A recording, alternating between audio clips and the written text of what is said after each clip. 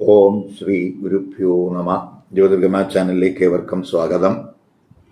ഇന്ന് ഞാൻ ചർച്ച ചെയ്യുന്നത് 2024 ജൂലൈ മാസഫലം മീനക്കൂറുകാർക്കും മീന ലഗ്നക്കാർക്കും എങ്ങനെയാകും എന്നുള്ളതിനെ പറ്റിയാണ്. അതായത് ഉരുട്ടാതി നക്ഷത്രത്തിൻ്റെ അവസാന ഭാഗത്തിൽ പെടുന്നവർ, ഉത്തരട്ടാതി, അതുപോലെ രേവതി നക്ഷത്രക്കാർക്ക് ജൂലൈ മാസം എങ്ങനെയാകും. അപ്പോൾ ആദ്യം നമുക്ക് ഈ മീന കൂറുകാരുടെയും മീന ലഗ്നക്കാരുടെയും ജൂലൈ മാസത്തെ ഗ്രഹസ്ഥിതി എങ്ങനെയെന്ന് നോക്കാം. ഗ്രഹസ്ഥിതി നോക്കുമ്പോൾ ജന്മരാശ്യാധിപൻ അല്ലെങ്കിൽ ലഗ്നരാശ്യാധിപനായിട്ടുള്ള ഗുരു, ആ ഗുരു 3 സഞ്ചരിക്കുന്ന സമയമാണ്. സൂര്യനാണെങ്കിൽ ജൂലൈ 15 വരെ 4-ലും അതിനുശേഷം 5-ലേക്കും രാശി മാറുന്നു. കുജൻ ജൂലൈ 11 വരെ 2-ാം ഭാവരാശിയിൽ, അതിനുശേഷം ആ കുജൻ 3-ാം ഭാവരാശിയിലേക്ക് രാശി മാറുന്നു. ബുധനാണെങ്കിൽ ജൂലൈ 18 വരെ 5-ാം ഭാവരാശിയിലും അതിനുശേഷം ആ ബുധൻ 6-ലേക്കും രാശി മാറുന്നു. ശുക്രനാണെങ്കിൽ ജൂലൈ 6 വരെ 4-ാം ഭാവരാശിയിലും അതിനുശേഷം ആ ശുക്രൻ 5-ലേക്കും രാശി മാറുന്നു. ശനിയാണെങ്കിൽ 12-ൽ വക്രത്തിൽ സഞ്ചരിക്കുന്ന സമയമാണ്. രാഹു ആണെങ്കിൽ ജന്മരാശിയിൽ സ്ഥിതി തുടരുന്നു. കേതു ആണെങ്കിൽ 7-ൽ സ്ഥിതി തുടരുന്നു. അപ്പോൾ ഈ ഗ്രഹ ഗോചരസ്ഥിതി അനുസരിച്ച് മീനക്കൂറുകാരുടെയും മീനലഗ്നക്കാരുടെയും ആരോഗ്യം, തൊഴിൽ, ബിസിനസ്, വിദ്യാഭ്യാസം, ധനസ്ഥിതി, വിവാഹം, ദാമ്പത്യബന്ധം, കുടുംബജീവിതം എങ്ങനെയാകും എന്നുള്ളതിനെ പറ്റിയുള്ള ഒരു പൊതുഫലമാണ് ഇവിടെ പറയുന്നത്.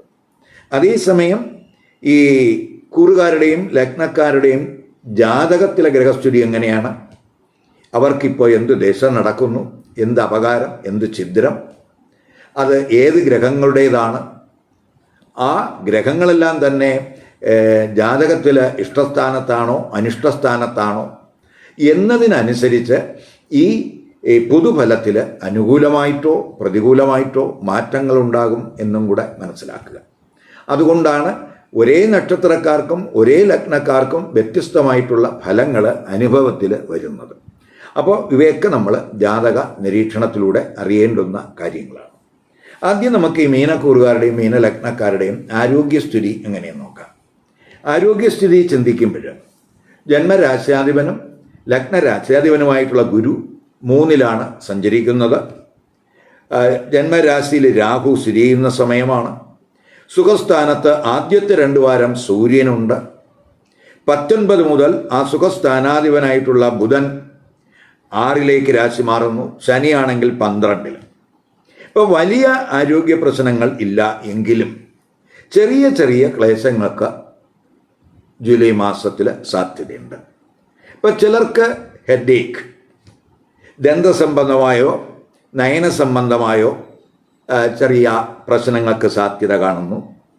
ചിലർക്ക് അശ്രദ്ധ കൊണ്ടുള്ള വീഴ്ച, ക്ഷതം, പാദത്തിൽ എന്തെങ്കിലും ക്ലേശങ്ങൾ, മസ്കുലർ പെയിൻ ഇത്യാദി പ്രശ്നങ്ങൾക്കും സാധ്യത കാണുന്നുണ്ട്. അതുപോലെ തന്നെ ചിലർക്ക് ദൂരയാത്രകളിലും ഡ്രൈവിങ്ങിലുമൊക്കെ ചെറിയ കെയർ വേണ്ടുന്ന സമയമായിട്ട് കാണുന്നുണ്ട്. അതേസമയം മാരകമായ രോഗങ്ങളുള്ളവർ, കിടപ്പ് രോഗികൾ, അവർക്കൊക്കെ പീരിയോഡിക്കലായിട്ടുള്ള മെഡിക്കൽ റിവ്യൂ ആവശ്യമായിട്ടുള്ള മാസമാണ് എന്നും കൂടെ അറിയുക. അപ്പോൾ പൊതുവേ 19 മുതൽ ജീവിത പങ്കാളിയുടെ ആരോഗ്യത്തിലും ശ്രദ്ധ കൊടുക്കേണ്ടതായിട്ട് കാണുന്നു. കാരണം 7-ാം ഭാവാധിപനായിട്ടുള്ള ബുധൻ 6-ലേക്ക് രാശി മാറുന്നു. ഇനി നമുക്ക് തൊഴിൽ സ്ഥിതി ചിന്തിക്കാം. തൊഴിൽ സ്ഥിതി ചിന്തിക്കുമ്പോൾ കർമ്മഭാവാധിപനായിട്ടുള്ള ഗുരു, ആ ഗുരു 3-ലാണ്. ഗുരു ആണെങ്കിൽ ചന്ദ്രൻ്റെ നക്ഷത്രത്തിൽ, രോഹിണി നക്ഷത്രത്തിൽ സഞ്ചരിക്കുന്ന സമയമാണ്. അപ്പോൾ ആദ്യ 2 വാരം ശുക്രൻ, രവി ഒക്കെ തന്നെ ആ 10-ലേക്ക് കർമ്മസ്ഥാനത്തേക്ക് ദൃഷ്ടി ചെയ്യുന്നു. 12 മുതൽ കുജനും ആ 10-ൽ ദൃഷ്ടി ചെയ്യുന്നു.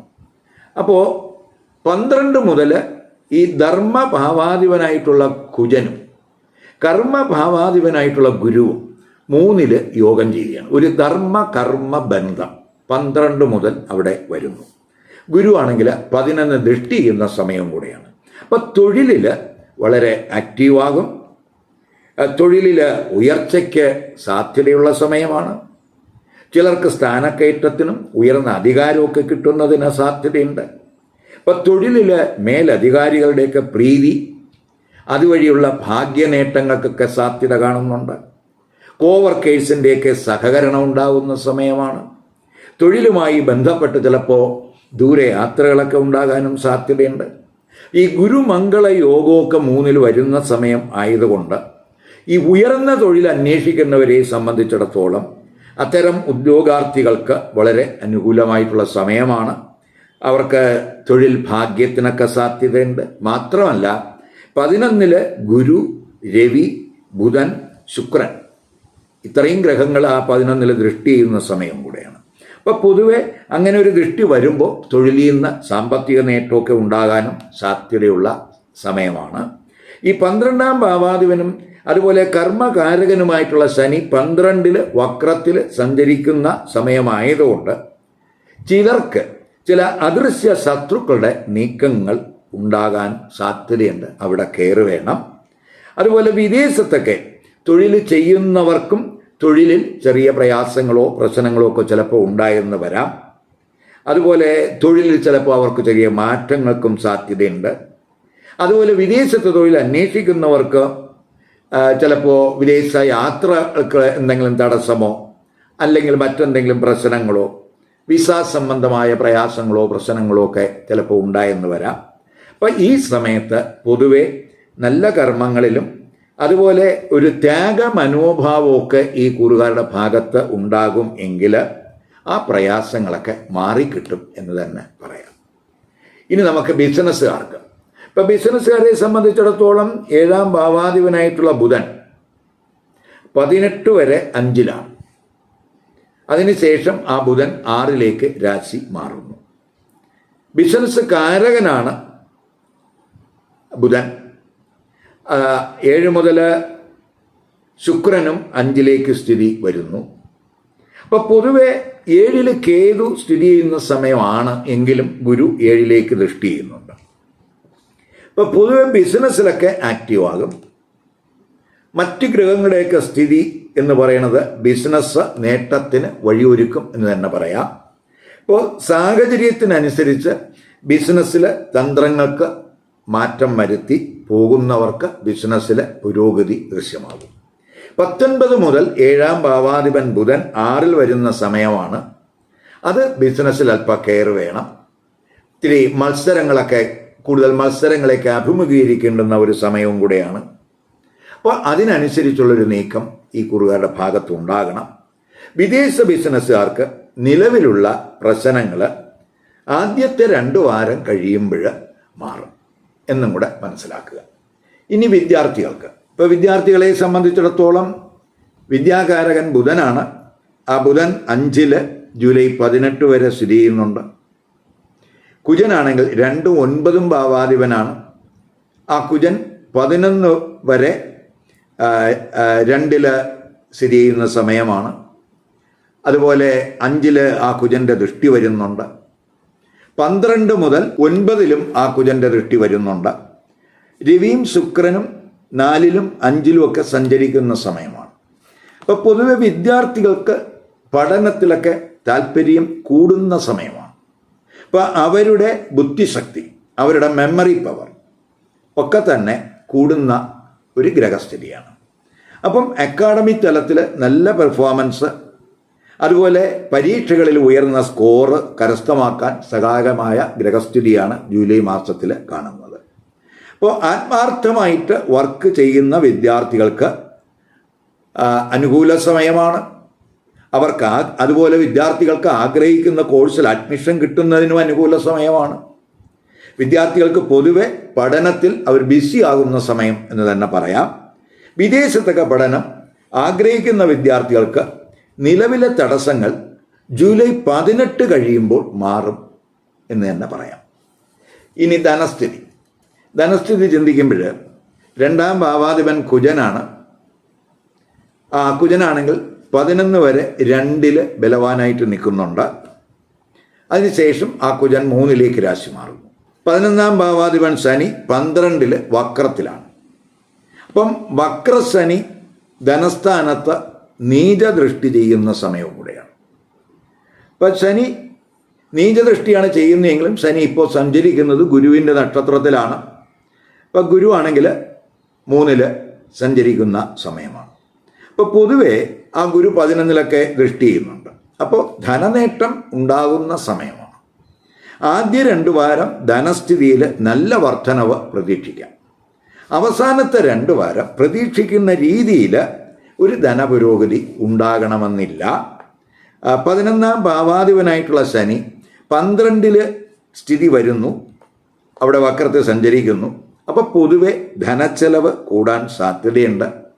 എങ്കിലും ആവശ്യമായിട്ടുള്ള കാര്യങ്ങൾക്കായിരിക്കും ആ ധനം ചെലവ് ചെയ്യുന്നത് എന്ന് മനസ്സിലാക്കുക. അപ്പം നല്ല കാര്യങ്ങൾക്കാണ്, ആവശ്യമായിട്ടുള്ള കാര്യങ്ങൾക്കാണ് ധനം ചെലവ് ചെയ്യുന്നത് എങ്കിൽ വക്രശനിയുടെ കടാക്ഷം കിട്ടുന്ന സമയമാണ്. അതേസമയം ഈ കൂറുകാർ ശ്രദ്ധിക്കേണ്ടത്, നമ്മുടെ കൈവശം വരുന്ന പണം ആവശ്യത്തിനാണോ അനാവശ്യ കാര്യങ്ങൾക്കാണോ ചെലവാക്കുന്നത്. അനാവശ്യ കാര്യങ്ങൾക്കാണ് പണം ദൂർത്തടിക്കുന്നത് എങ്കിൽ വക്ര ശനിയുടെ ശിക്ഷ അവർക്കുണ്ടാകും. എന്ന് പറയുമ്പോൾ അവർക്ക് സാമ്പത്തിക ബുദ്ധിമുട്ട് ഉണ്ടാകും എന്ന് മനസ്സിലാക്കുക. പൊതുവെ കുടുംബത്തിലൊക്കെ ചെലവ് കൂടുന്ന സമയമാണ്. അതുകൊണ്ട് ഈ സമയത്ത് കഴിവതും നമ്മുടെ കൈവശം വരുന്ന പണത്തിൻ്റെ ഒരു വിഹിതമെങ്കിലും അത് ധർമ്മപ്രവർത്തനങ്ങൾക്കും പരോപകാര പ്രവർത്തനങ്ങൾക്കുമൊക്കെ മാറ്റിവെക്കുന്നവർക്ക് പൊതുവെ വക്രശനിയുടെ കടാക്ഷം ഉണ്ടാകുന്ന സമയമായിട്ട് മനസ്സിലാക്കുക. ഇനി നമുക്ക് വിവാഹം, ദാമ്പത്യബന്ധം, കുടുംബജീവിതം എങ്ങനെയെന്ന് നോക്കാം. ഇപ്പം നമ്മൾ 7ാം ഭാവത്തിൽ കേതു സ്ഥിതി ചെയ്യുന്ന സമയമാണ്. എങ്കിലും 7ൽ ഗുരുവിൻ്റെ ദൃഷ്ടിയുണ്ട്. അപ്പം 7ാം ഭാവാധിപൻ എന്ന് പറയുന്നത് ബുധനാണ്. ആ ബുധൻ 18 വരെ 5ാം ഭാവരാശിയിൽ നിൽക്കുന്നു. അതിനുശേഷം 6ലേക്ക് രാശി മാറുന്നു.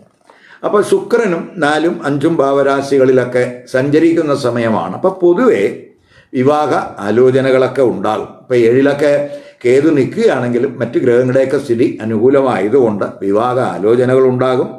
വിവാഹ നിശ്ചയത്തിനൊക്കെ സാധ്യതയുണ്ട്. അതേസമയം ജന്മരാശിയിൽ രാഹു നിൽക്കുന്ന സമയമാണ്. രാഹു ഒരു കൺഫ്യൂഷൻ്റെ ഗ്രഹമാണ്, ഡിസ്പ്യൂട്ടിൻ്റെ ഗ്രഹമാണ്, ഒരു മായയുടെ ഗ്രഹവും കൂടെയാണ്. അതുകൊണ്ട് നമ്മൾ ജീവിത പങ്കാളിയൊക്കെ സെലക്ട് ചെയ്യുന്നതിൽ ഒരു കെയർ ഈ സമയത്ത് വേണം. അത് കഴിവതും അത്തരത്തിലുള്ള തീരുമാനങ്ങൾ പെട്ടെന്നെടുക്കാതെ വിവേകപൂർവം ആലോചിച്ച് തീരുമാനമെടുക്കുക. ഈ കൂറുകാർ ശ്രദ്ധിക്കുക. അപ്പം ചിലർക്ക് ഇപ്പോൾ 7ാം ഭാവരാശിയിലൊക്കെ കേതു നിൽക്കുമ്പോൾ ഒരു താല്പര്യക്കുറവുണ്ടാകും, വിവാഹത്തിനൊക്കെ ഒരു താല്പര്യക്കുറവുണ്ടാകും. എങ്കിലും ഈ മുതിർന്നവരുടെയൊക്കെ ഉപദേശം മൂലം അവർ വിവാഹത്തിനൊക്കെ അനുകൂലമായിട്ടുള്ള ഒരു മനസ്ഥിതി അവരുടെ ഭാഗത്ത് ഉണ്ടാകും. പ്രത്യേകിച്ച് 7ാം ഭാവരാശിയിൽ ആ ഗുരുവിൻ്റെ ദൃഷ്ടിയൊക്കെ ഉള്ള സമയമാണ്.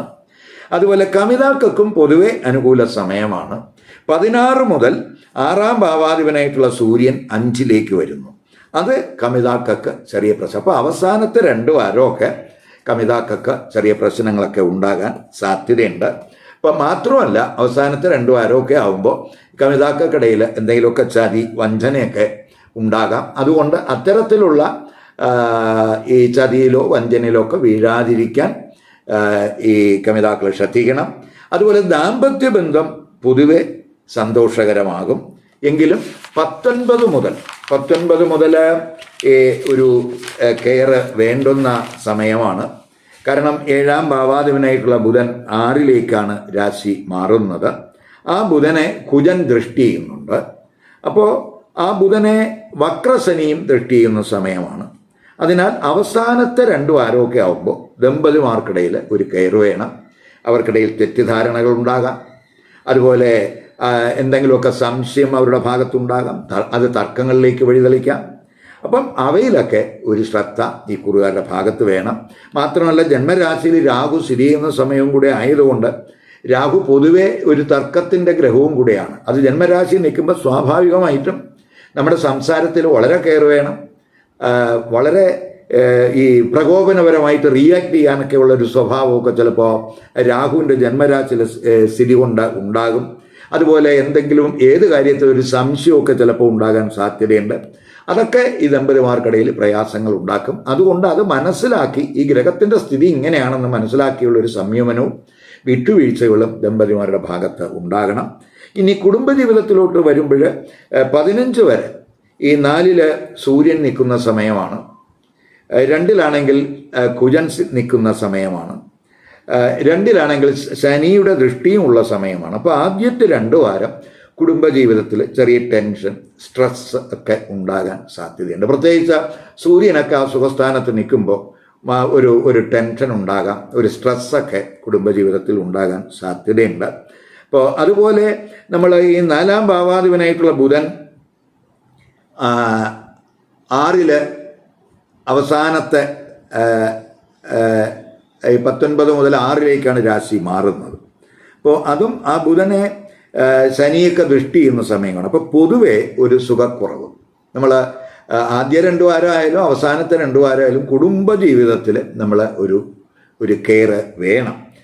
കുടുംബത്തിൽ ആർക്കെങ്കിലുമൊക്കെ എന്തെങ്കിലുമൊക്കെ ആരോഗ്യ പ്രശ്നങ്ങളൊക്കെ ഉണ്ടാകുന്നതിനൊക്കെ സാധ്യതയുണ്ട്. പ്രത്യേകിച്ച് 4-ാം ഭാവാധിപൻ 6 രാശി മാറുന്ന സമയം അവസാനത്തെ 2 വാരമൊക്കെ ആകുമ്പോൾ അത്തരത്തിലുള്ള പ്രയാസം, മാതാവിനൊക്കെ എന്തെങ്കിലും അസുഖങ്ങളോ അത്തരത്തിലുള്ള കാര്യങ്ങളൊക്കെ ചിലപ്പോൾ അനുഭവപ്പെടാൻ സാധ്യതയുണ്ട്. അതൊക്കെ പൊതുവെ കുടുംബത്തിൽ ആർക്കെങ്കിലുമൊക്കെ എന്തെങ്കിലും ആരോഗ്യ പ്രശ്നങ്ങൾ ഉണ്ടാകുന്നതും ഒക്കെ തന്നെ കുടുംബത്തിൽ പ്രയാസങ്ങളുണ്ടാകും, പ്രശ്നങ്ങളുണ്ടാകും. അപ്പം അങ്ങനെ പൊതുവെ കുടുംബ ജീവിതത്തിൽ ഒരു ടെൻഷനും സ്ട്രെസ്സും ഒക്കെ ഉണ്ടാകാവുന്ന മാസമായിട്ട് മനസ്സിലാക്കി നമ്മൾ കൂടുതൽ ആധ്യാത്മികമായിട്ട് മനസ്സ് ഫോക്കസ് ചെയ്ത് പോകാൻ ഈ കുറുകാർ ശ്രദ്ധിക്കുക.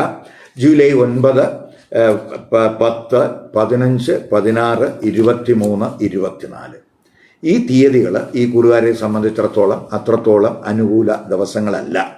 അതുകൊണ്ട് ഈ ദിവസങ്ങളിൽ നമ്മൾ എന്തെങ്കിലും ഈ സുപ്രധാന തീരുമാനങ്ങൾ എടുക്കുകയാണെങ്കിൽ ഈ ദിവസങ്ങളിൽ ഒഴിവാക്കുക.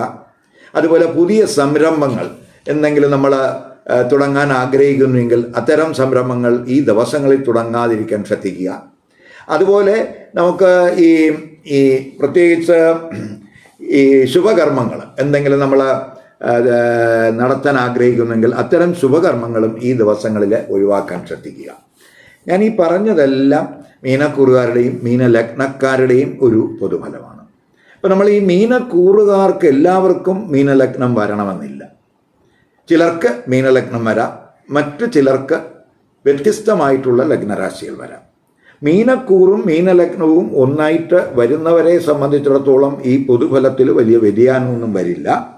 അതേസമയം ലഗ്നരാശികൾ വ്യത്യസ്തമായിട്ട് വരുന്ന മീനക്കൂറുകാരെ സംബന്ധിച്ചിടത്തോളം അവർക്ക് ആ ലഗ്നരാശി അറിയാമെങ്കിൽ ആ ലഗ്നരാശിയുമായിട്ട് ബന്ധപ്പെട്ട് പറയുന്ന ഫലവും കൂടെ ഇതിനോടൊപ്പം കേൾക്കുക. അങ്ങനെ ആ 2 ഫലവും കമ്പൈൻ ചെയ്ത് കേൾക്കുമ്പോൾ അവർക്ക് ഈ ജൂലൈ മാസത്തെ പൊതുഫലത്തിൻ്റെ ഒരു കൃത്യരൂപം കിട്ടുന്നതിന് അത് സഹായകമാകും. മാത്രമല്ല, കൂറിൻ്റെ ഫലത്തേക്കാൾ കൂടുതൽ കൃത്യത എന്ന് പറയുന്നത് ലഗ്നഫലത്തിലാണ്. അതുകൊണ്ടാണ് ലഗ്നരാശി കണ്ട് എത്തി ആ ലഗ്നഫലവും കൂടെ കേൾക്കാൻ പറയുന്നത്. ഈ വീഡിയോ ഇഷ്ടപ്പെട്ടുവെങ്കിൽ ലൈക്ക് ചെയ്യുക, ഷെയർ ചെയ്യുക. അതുപോലെ സബ്സ്ക്രൈബ് ചെയ്യാത്തവർ സബ്സ്ക്രൈബ് ചെയ്ത് കാണുക. മറ്റൊരു പുതിയ വിഷയമായി അടുത്ത വീഡിയോയിൽ കാണാം. നമസ്കാരം.